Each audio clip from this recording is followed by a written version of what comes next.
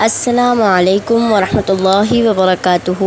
گناہ سے بچنے پر جنت کا انعام، حرام کام نہ کرنے کے سبب میں جنت مل گئی۔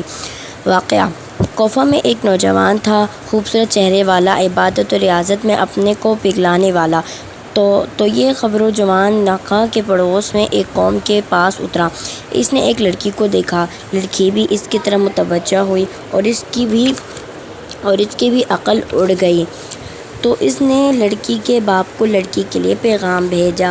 والد نے کہا کہ یہ پہلے سے ہمارے بھتیجے کے لیے طے ہے۔ تو جب دونوں ایک دوسرے کی محبت میں تکلیف اٹھانے لگے تو لڑکی نے پیغام بھیجا کہ مجھے تیری شدت محبت کا میرے ساتھ پتہ ہے اور میں بھی تیری محبت میں گرفتار ہوں۔ اگر تو چاہے تو میرے پاس آ جاؤ یا تو میرے گھر آ جائیں، کوئی سہل صورت نکال لوں۔ تو لڑکے نے قاصد کو کہا، ان دونوں میں سے مجھے کچھ بھی منظور نہیں، کہہ دیجئے کہ میں ڈرتا ہوں اپنے رب کی نافرمانیوں سے، عظیم دن کے عذاب سے۔ میں اس آگ سے ڈرتا ہوں جس کی بھڑک کبھی ٹھنڈی نہ ہوگی، اس کے شعلے کبھی نہ بھیجیں گے۔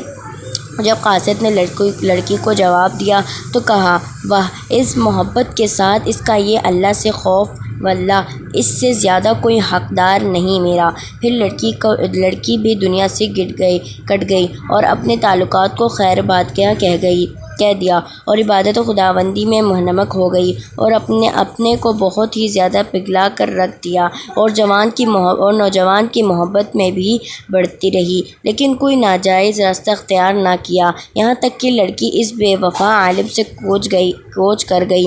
لڑکا اس کی قبر پر آتا اور خوب روتا اور اس کے لیے دعائیں کرتا۔ ایک دن اسی طرح قبر پر روتے روتے اس کی آنکھ لگ گئی تو لڑکے نے لڑکی کو خواب میں دیکھا۔ انتہائی حسین نظارہ ہے۔ اس نے پوچھا تو کیسی ہے اور میرے بعد کن چیزوں سے تیرا سامنا پڑا؟ کہا، بہت ہی اچھی محبت ہے اے سوال کرنے والے، تمہاری محبت ایسی محبت جو بھلائی اور احسان کے پاس لے گئی۔ لڑکے نے کہا، اچھا، اس محبت پر کہاں پہنچی، یعنی کیا صلہ ملا؟